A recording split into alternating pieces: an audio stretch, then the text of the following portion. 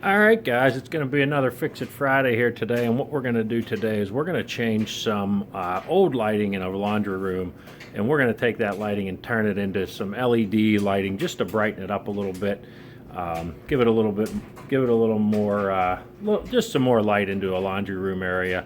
This isn't just a laundry room area for us. A lot of times, my kids will come down and you'll see they'll go over there and they'll hit the scooters and the jumps and the rails and things like that. So it's just kind of an additional room in my house, and the lighting has always been poor. The lighting that we're going to replace it with is sort of like an old fluorescent type lighting, but the new stuff is, I'll kind of show you the new stuff compared to the old stuff. These are new lighting that the fluorescent comes in. Now these aren't actually fluorescent, these are LED lighting. As you can see, I can take these bulbs, they're flexible, the light just flows through them. They're not actually lighting. And then the old style lighting is the old fluorescent tubes. That's those big glass bulbs that are very brittle.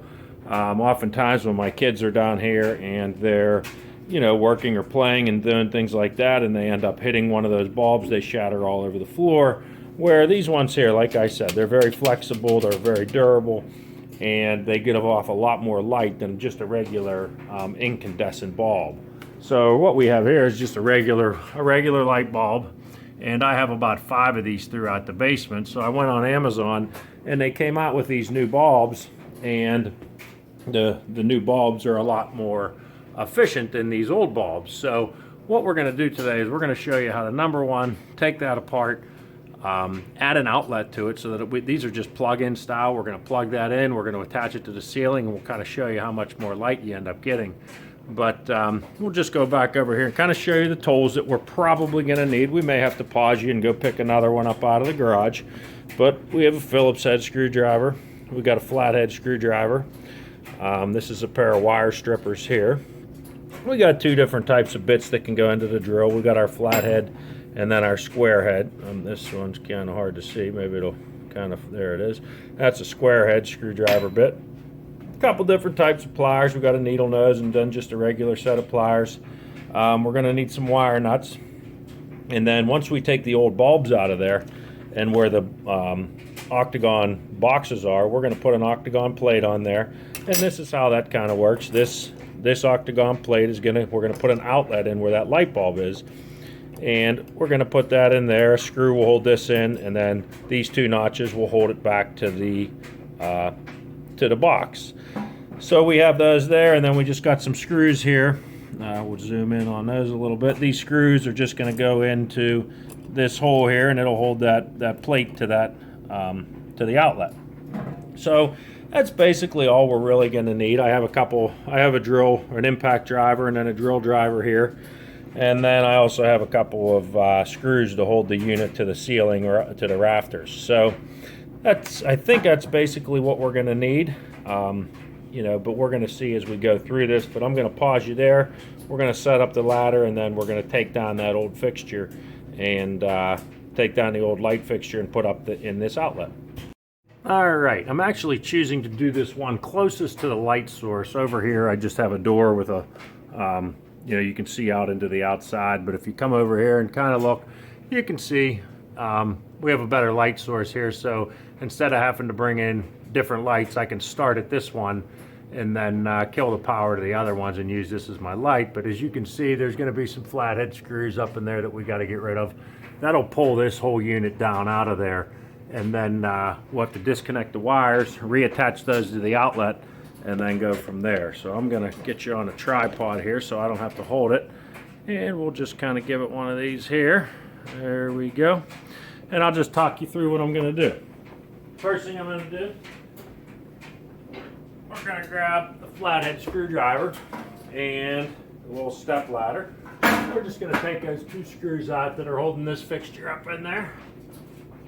Remember, if these bulbs are hot, let them cool down. They can get hot. This one here is actually a CFL bulb, so it doesn't get extremely hot. So we're going to take this here. There we go. Take these screws out. There's one on either side, and that whole thing will pop down out of there.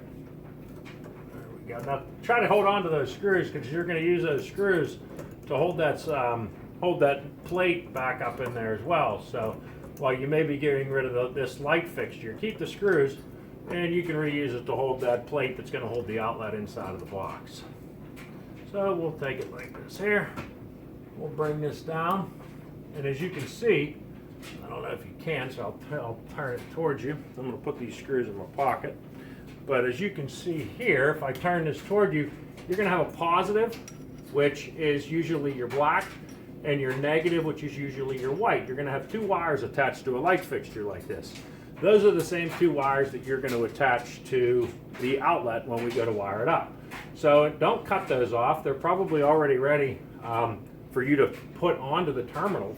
So just unscrew those two terminals and make sure the power's off. How do I know the power's off? Well, on this one here, I know that this one doesn't run anything else. The only thing it's running is the lights, and I turned the light switch off. But you could double check with a meter just to make sure. So we'll go like that there. Take the negative off. You'll take your positive off. Might need a pair of pliers for this one. Let me get a pair of pliers. It's kind of crimped on there a little bit.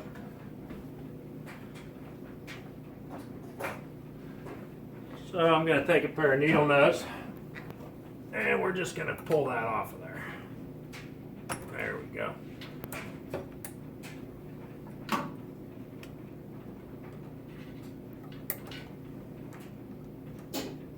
little bit more. There we go. So that's what we're going to get rid of. Remember, the two screws that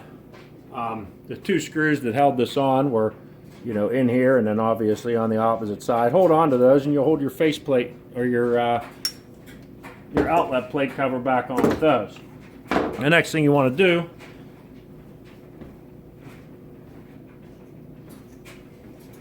we can grab our outlet. Okay, I think we told you this before when we put in the GFCI earlier in the year. If you look at it, there's a brass side. Brass screws are here, and on the opposite side there's usually a silver screw. Your black, which is your positive, normally goes to your brass. I always think black to brass, and then your white's going to go over here. Now if there's a ground wire with this, you would also attach that to this. Now mine's a little bit different. If you can look up in that ceiling up there, you can realize that the wires going into there are metal. That's called a Romex or a BX, and that goes into the junction box. So that is actually what acts as your ground. So once the metal part of the switch is attached to that box, the switch is already grounded. So if it was an old style box, or I'm sorry, a new style box, it's probably going to be put in there with a plastic sheathed house wiring, and that way there you would have to ground it because the box would not be grounded. But because this is acting as your ground, this is actually going back into the main fuse box, and it's allowing that switch to be grounded. So to get this in there, we're just going to go black to brass, and we're going to go white to silver, and we're going to tighten it on just with the screwdriver. So I'm going to go up here. I'm going to hit the black to brass. I'm going to retighten. I'm going to get the pliers and put another terminal end on there so that it does hook the screw. And you can cheat this system. There's usually little holes in the back of the outlet, and you can usually just push these wires in if you want. But being that these are already crimped, I'm just going to reuse what I have, and they already have a terminal on them. So we'll just take our screwdriver, tighten this up. There we go. Make sure it seats in on all the way onto the screw. And we'll tighten that up, black to brass, white to silver. There we go.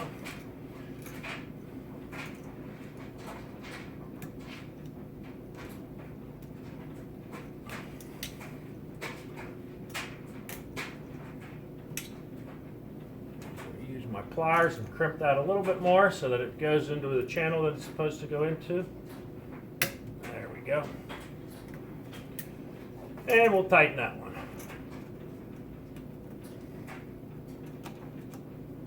Now, before I tie this back up in there, I'm going to turn the switch back on. Now, whatever you do when you turn that switch back on, Don't touch these. These are live once you turn that switch back on, and it'll give you a pretty good jolt. It'll light you up. There's 110 volts going through there, and it'll give you a pretty good one up your elbow. So what I'm going to do is I'm going to plug something into that, and just to make sure that outlet works, make sure that it's wired up correctly.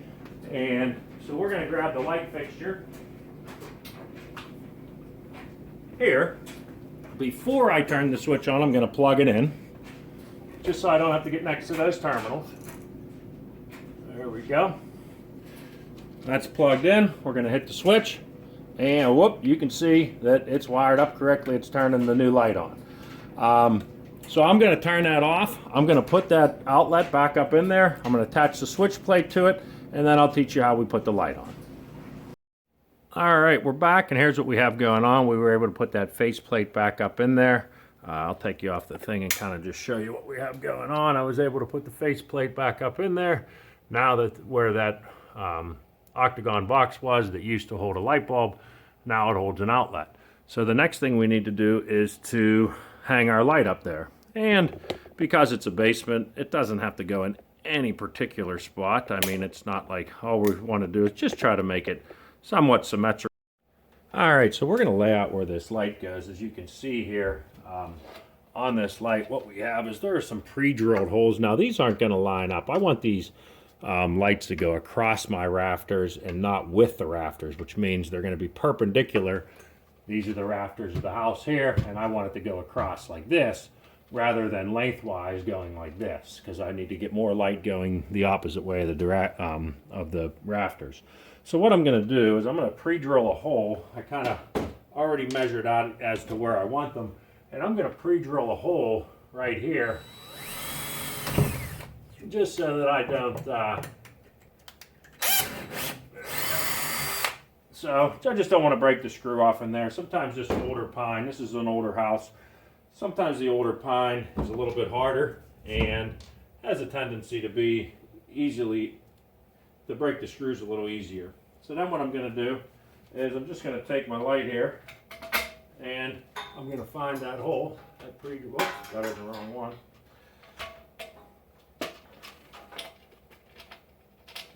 There we go. Now I'm just going to take and hold it up in place and then measure over, make sure I got the right measurement so that it doesn't look like it's completely crooked in there. Try to make it perpendicular to the rafters, and we're going to go like this here. And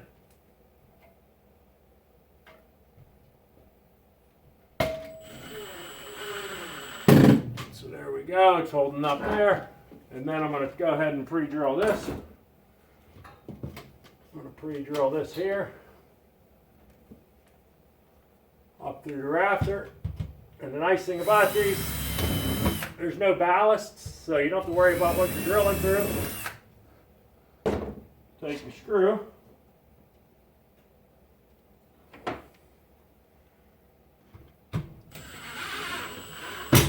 There we go, and there it is. So then all we're going to do, I'm going to neatly wrap this up here. We'll zip tie it up there later. But I just kind of want to show you. Now all you're going to do is, now not only just give you another outlet up there, you just plug that in. We'll zip tie that up there to get us some more light. And we'll turn the light switch on and see how it works. So now we got about 3 times as much light down here as we used to have. I'll kind of take you off the tripod, kind of give you a general runaround of what we had. These are the incandescent lights that we're replacing. And now if you look over here, there's a ton more light. There's the pressure washer we were working on and things like that. So, you know, this is the amount of more light we got. And these lights are relatively cheap. I think I got these for $10 a piece on Amazon. They're kind of new, but the only thing bad about them is when they go bad, you got to throw them away. You can't replace the bulbs on them. You have to actually throw those ones away. But as you can see, I have one over there. That's where my kid does his workbench stuff. So I have one over there that I want to do. I have 5 of them overall that I want to replace. But that just kind of gives you an idea how you can brighten it up in a dark spot. This is just a basement where my kids ride scooters and do laundry down here. So just kind of gives you a general runaround on how to do it. So if you have any questions, let me know.